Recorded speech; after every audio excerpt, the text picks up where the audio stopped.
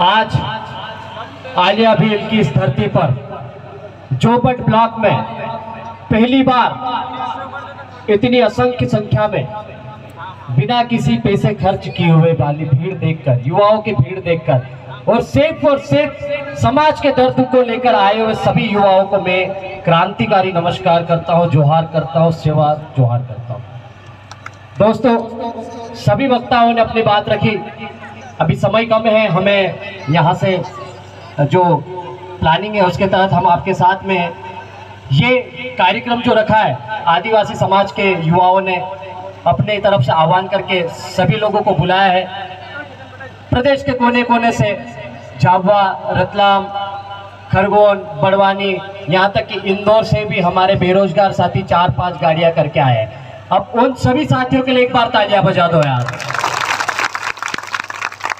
क्या है, भीड़ ऐसे ही नहीं आती, वो नेताओं के कार्यक्रम में तो भाड़े की भीड़ आ जाती है, लेकिन ये जो भीड़ है ना धरती पे बैठी है, नीचे से भी उमस आ रही, नीचे पत्थर तप रहे हैं और ऊपर से तो आप देख ही रहे हो, और दोनों के बीच में आप झुलस रहे हो। यही आपका समर्पण है जो मेरे लिए और समाज के लिए बहुत है, बहुत ऊपर ले जाएगा आप सबको। और यही क्रांति का आगाज है। जब जब जुल्म की एक हद पार होती है, जब जब जुल्म बढ़ता है, तभी क्रांति का आगाज होता है। और ये क्रांति अभी से नहीं, शहीदों ने अपनी शहादत देकर निभाई है। भगत सिंह, सुखदेव, राजगुरु 25 साल की उम्र में शहीद हो गए इस देश के लिए। बिरसा मुंडा 25 साल की उम्र में शहीद हो जाते हैं।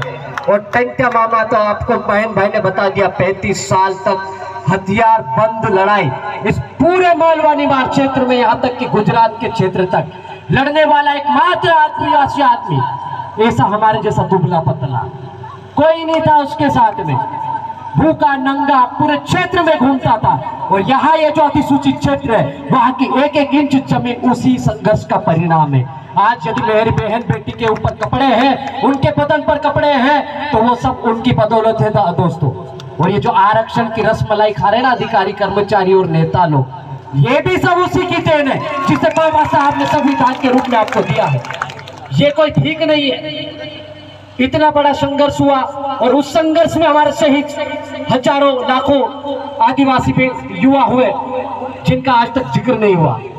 यदि आज हम नेमावर की घटना में, मैं सीधे मुद्दे की बात करता हूं, यदि नेमावर में मेरे परिवार की, मेरे समाज के 5 लोगों के बलात्कार करके, हत्या करके 10 फीट गहरे गड्ढे में गाड़ के नमक डाल दिया जाता है, यूरिया डाल दिया जाता है, ताकि उनका शरीर ही खत्म हो जाए, सारा प्रूफ ही खत्म हो जाए। और उसके विरोध में हम पूरे प्रदेश भर के लोग जाते हैं, आदिवासी समाज के, ST, SC, OBC माइनॉरिटीज के लोग भी जाते हैं और वहाँ प्रदर्शन करते हैं, समाज की आवाज बुलंद करते हैं, दोषों के खिलाफ फांसी की सजा मांग करते हैं। तो ये क्या गलत है? आप बता दो, गलत है क्या? तो फिर गलत नहीं है तो नीतीश अलाव को फांसी दे देना था, निलंबन क्यों किया? मैंने मेरे समाज की बहन बेटी के न्याय के लिए आवाज उठाई है, किसी प्रमोशन के लिए नहीं उठाई है, किसी नेता के प्रचार करने के लिए झंडा नहीं उठाया था। यदि मेरे समाज की बहन बेटियों के ऊपर हो रहे अत्याचार, शोषण के खिलाफ मेरी आवाज को दबाया दिया जाता है, तो मैं लाख बार ऐसे सस्पेंशन को स्वीकार करता हूं। दूसरा, मानपुर की घटना थी, मानपुर की घटना, वहां के लोग स्थानीय, अभी 20-30 लोग आए हैं, 15-20 गाड़ियां लेके, अभी रंजित दादा मकवाना बोल रहे थे, वहां की पवित्र अजनार नदी जाना पाव से निकलती है, जो कारम होते हैं वो माहेश्वर में, नर्मदा में मिलती है। और नर्मदा का जल आप जानते हो गुजरात, महाराष्ट्र और मध्य प्रदेश के संपूर्ण क्षेत्र में है, उसमें मिलती है। और उसी नदी में केमिकल डाला गया और केमिकल ऐसा पानी हो गया, जहरीला पानी हो गया, जिसने पुट्ठे धोए वो पुट्ठे चल गए, उसके हाथ डाला, हाथ फफूले पड़ गए, और जिसने पिया सब बीमार हो गए और गाय ढोर सब मारे गए। वहां के बोरिंग में पानी लाल आ गया, एसिड युक्त पानी आ गया। उसके बाद में वहां के जो हैंडपंप है वो भी खराब हो गए। वहां का शासन प्रशासन सुस्त रहा, सोता रहा। हम बहन भाई और हम गए वहां की आवाज बनने, आयोजक लोगों ने बुलाया, हम गए, सीना ठोक के गए और हमने प्लानिंग बनाई। मैं यहाँ से भी बोल रहा हूँ, हमारे समाज की बात थी, हमारे समाज के जल जंगल जमीन की बात थी, उनके जीवन की बात थी, और उसी के समाज की बात नहीं कर रहा हूं मैं। क्या नर्मदा का पानी सिर्फ आदिवासी पीता है? गुजरात की मोदी सरकार, गुजरात में जो मोदी जी का गृह राज्य है, वहां पर भी ये पानी जाता है। तो क्या मोदी जी का राज्य वहां प्रभावित नहीं हो रहा है? सभी लोग प्रभावित हो रहे हैं, सभी देश के सभी प्रकार के जाति वर्ग धर्म के लोग प्रभावित हो रहे हैं। तो क्या हमने यदि उसकी आवाज बुलंद की और उसके बाद में वहां पर कार्रवाई चालू होगी तो क्या गलत है? आप हाथ उठा के बता दो। गलत नहीं है तो फिर निलंबन क्यों? तीसरा, कसरावत की घटना, मुझे आरोपी बताया गया कसरावत में, आप बिना बताए गए और वहां पे सेंचुरी यार्ड में जो मजदूर बैठे से 4 साल से संघर्ष कर रहे हैं। कितने? 4 साल से। अभी हम 4 घंटे नहीं बैठे हैं यहाँ, ऊंच नीच हो रहे बहुत सारे लोग, तो कर्मचारी लोग, बेरोजगारी हुआ तो बैठा आराम से धूप में, लेकिन वहां पर 1000 मजदूर और उनके परिवार में आप सोच लो, एक परिवार में 10 से 15 लोग भी होंगे तो कम से कम 10 से 15 हजार लोग प्रभावित हो रहे थे वहां के। वो पिछले 4 साल से संघर्ष कर रहे हैं, अपनी रोजी रोटी के लिए संघर्ष कर रहे हैं, उनके रोजगार के लिए संघर्ष कर रहे हैं, क्योंकि वहां का फैक्ट्री मालिक, वहां का जो उद्योगपति है, षड्यंत्र पूर्वक सबको बाहर कर देता है और फैक्ट्री बेचने की बात करता है। यदि हम वहां पर मेधाताई के नेतृत्व में जाते हैं, महेंद्र भाई, सीमा दीदी वगैरह, और उनकी आवाज बुलंद करते हैं, तो क्या गलत है? क्या आप बता दो, गलत है क्या? गलत नहीं है। तो मैं आपको बता दूं, उस आवाज के बाद 24 घंटे के अंदर उनके खाते में 50 लाख रुपए डाले गए, उन मजदूरों के खाते में। ये जीत है हमारी। यदि ऐसे काम के लिए मुझे सस्पेंड किया जाता है तो मैं बोलता हूँ सस्पेंड ही नहीं, आप बर्खास्त करो मुझे। मैं ये बिरसा मुंडा जैसा छोटा मोटा शहीद मान लूंगा अपने आप को यदि समाज के लिए मुझे बर्खास्त किया जाता है। बाकी आप सब जानते हो उपचुनाव भी आ रहा है और भविष्य में और बड़े चुनाव आने वाले हैं। यदि हमारी कुर्सी आप खसका सकते हो तो आप सबको पता है ये बेरोजगार युवा रुकने वाला नहीं है। आप अधिकारी कर्मचारी भी धीरे धीरे बाहर आ रहे हैं अपने बिलों से, तो कोई पीछे हटने वाला नहीं है। यदि आपने हमारी कुर्सी खसकाई, छाती ठोक के बोल रहा हूँ, बाहर तो गोली मारना हो तो, नहीं तो आपकी कुर्सी नहीं खसकाती तो मैं बोल रहा हूँ इस जमीन की धरती से बोल रहा हूँ। आपको सबक सिखाएगा हर युवा, हर अधिकारी कर्मचारी भी सिखाएगा, भले वो डरता होगा।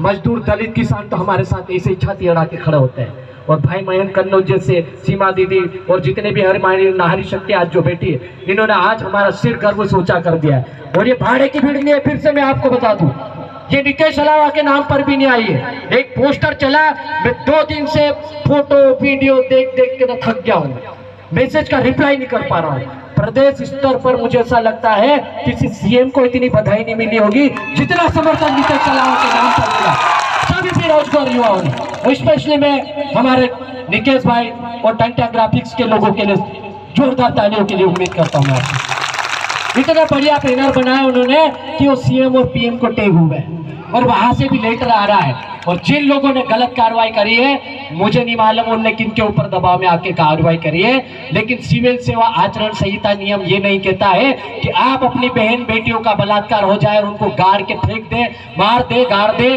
और उसके बाद भी आप चुप रहो। ऐसा कौन से संविधान में कौन सा आर्टिकल लिखा मुझे बता दे। और यदि ऐसा लिखा है तो मैं उस चीज को नहीं मानता हूँ, सस्पेंड नहीं, बर्खास्त होने के लिए तैयार हूँ। आपने 6 कैमरे लगाए, 600 और लगाओ। बाकी हमारे बेरोजगार युवा साथी खड़े हैं, ये सब वीडियो बना रहे हैं, फिर से वायरल होगा। जितना वायरल पहले हुआ था उससे ज्यादा ये वीडियो भी वायरल होगा। मैं बर्खास्त होने के लिए तैयार हूँ, लेकिन समाज की आवाज आप दबा नहीं सकते। ये न्यूटन का नियम आपने पढ़ा है, मैं पहले बोल चुका हूं, न्यूटन का नियम पढ़ने की जरूरत है आपको। यदि किसी चीज को आप दबाओगे तो उतनी रफ्तार से बाहर आएगी। यदि आप गेंद फेंकोगे तो वो दीवार से टकरा के वापस आएगी, पत्थर ऊपर फेंकोगे तो भी वापस आएगा। तो ये न्यूटन का नियम है और इसको कोई झुटला नहीं सकता। यदि जिसने नहीं पढ़ा है वो पढ़ ले, समझ में आ जाएगा। आप क्रांति को दबा नहीं सकते, आप शहीदों का अपमान नहीं कर सकते और समाज को बिल्कुल खत्म नहीं कर सकते और युवा शक्ति को तो बिल्कुल नहीं कर सकते। तो आपने मुझे इतना समझ दिया, जो आधारभूत मेरे ऊपर आरोप थे वो आरोप मैंने आपके समक्ष रखे। बस आपने मुझे जो समर्थन दिया, भूखे प्यासे इंदौर, भोपाल, खरगोन, खंडवा, बड़वानी, सिंधवा, धार, झाबुआ, रतलाम, यहाँ तक कि गुजरात के भी हमारे साथी सुबह 5 बजे से निकल कर आ गए थे। तो ये सब साथियों के लिए एक बार जोरदार तालियां बजा दो भाई। ये सब भूखे प्यासे यहाँ पर नीचे पत्थरों के ऊपर बैठे हैं। और मैं आपसे निवेदन करता हूँ, यहाँ से सीधे रैली के माध्यम से शांतिपूर्ण तरीके से जो भी आपका रूट हो, डीजे आगे चलेगा, उसके माध्यम से आप जाए। किसी प्रकार की कोई गलत हरकत नहीं करें। हमको सिर्फ जो मांगे आपने रखी है उसे मनवाना है। नितेश अलावा को यथावत रखे तो ठीक, नहीं रखे तो ठीक। मुझे जो करना था कर दिया, और मुझे कोई पब्लिसिटी स्टंट नहीं करना था। ये समाज की ताकत आपने दिखाई, बस ये मेरे लिए बहुत बड़ा मनोबल है, यही मेरे लिए सम्मान है। और इसके साथ में मिर्ची रोटी खा के मैं भी जिंदा रह लूंगा, नहीं तो ताड़ी बेच के जिंदा रह लूंगा, लेकिन ऐसी गुलामी नहीं करूंगा। 10-20 लीटर यदि दिन भर में ताड़ी बेचूंगा तो 1000-2000 ऐसे आ जाएंगे। तो बहुत अच्छा, ये फालतू गुलामी करना से अच्छा। तो बहुत बहुत धन्यवाद। जोहार जिंदाबाद, जिंदाबाद, इनकलाब जिंदाबाद।